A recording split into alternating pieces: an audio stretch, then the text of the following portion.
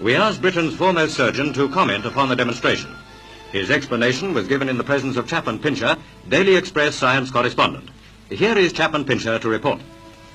You are going to see a man have a 28-inch sword thrust through his body without hurting him. This is no fake, neither is it a miracle.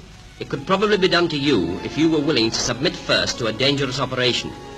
My authority for saying this is one of our most distinguished surgeons who saw the film with me. He explained it all this way.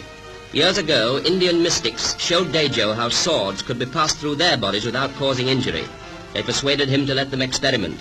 A thin round sword was pushed through his skin between the ribs low on the left side.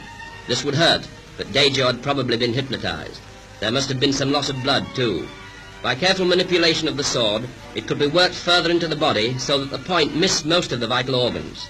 Then, with a quick thrust, the liver could be pierced and the sword pushed through between the ribs of the other side. Now all this would be very risky.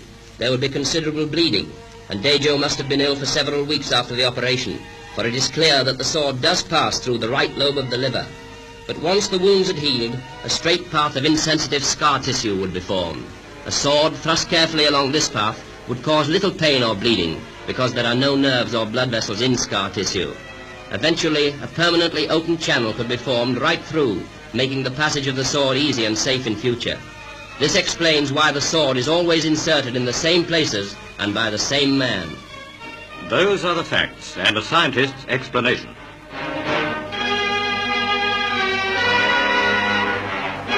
Meantime, Miriam Dejo eats and lives.